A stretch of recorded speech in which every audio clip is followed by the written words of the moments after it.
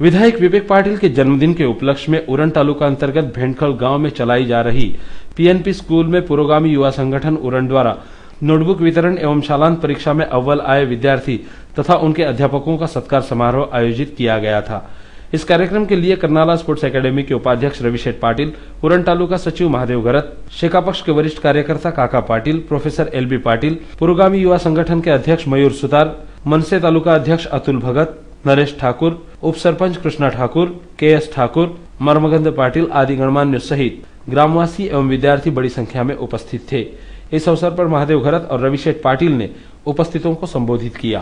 पीएनपीच्या माध्यमातून या ठिकाणी 10वीपर्यंत शाळा सुरू केलेली आहे। मी पण मला सांगितल्याप्रमाणे काकांनी सांगितल्याप्रमाणे मला पण ते मी नेहमी भेटगावमध्ये या ठिकाणी बऱ्याच कबड्डी खेळतो, पण पीएनपी शाळा याच ठिकाणी बसते, याच ठिकाणी मला आता ते आज माहिती पडलं। तर सांगायचा उद्देश एवढा होता, बऱ्याच जसा प्रचार त्या माध्यमातून व्हायला पाहिजे किंवा आता याला काही बऱ्याच गोष्टी आहेत। तर या भागामध्ये असलेल्या औद्योगिकरणाच्या माध्यमातून जेडीपीएसच्या कॉलेजमध्ये त्यांचं अध्यापक स्कूल आलेलं आहे, जेएनपीडी मध्ये चांगली शाळा आलेली आहे। बऱ्याच त्या ठिकाणी मग आपले पालक आपापल्या विद्यार्थ्यांना पाठवतात आणि ज्यांना काही शक्य नसतं तर पाठवलेलं त्यांची फी भरते आपापल्या गावाच्या ठिकाणी शाळांमध्ये विद्यार्थ्यांना पाठवतात। पण असं काही नाही का तिथं असलं चांगलं शिक्षण आणि इथं असलं कमी झालेलं शिक्षण, पण हे या ठिकाणी तांडे सरांनी आपल्या भाषणाला सांगितलं किंवा शिक्षणाने या ठिकाणी दाखवून दिलं आहे। हे वया वाटप करतायत, हे प्रत्येक मंडळी समाजवेडे आहेत म्हणून इथं आलेले आहेत।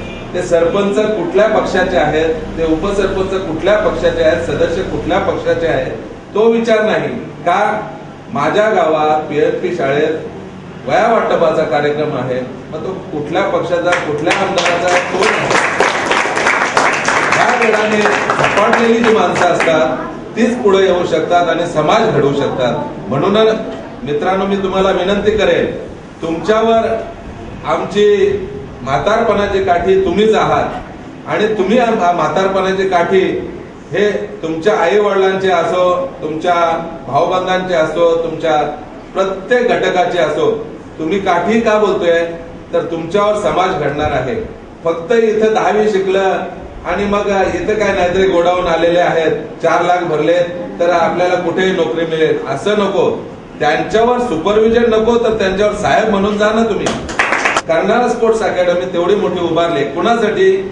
आपल्या ह्या विभागातला कोणीही तरी एक, भले एक, तो आपला देशाचं नाव उज्ज्वल करण्यासाठी, आपल्या देशाचं प्रभुत्व निभावण्यासाठी ऑलिम्पिक मध्ये जाईल, ऑलिम्पिक शिफ्ट मिळवेल यासाठी, आणि आपला घटक प्रत्येक घटक आपला शिकला पाहिजे म्हणून कॉलेजेस शाळा काढलेल्या आहेत।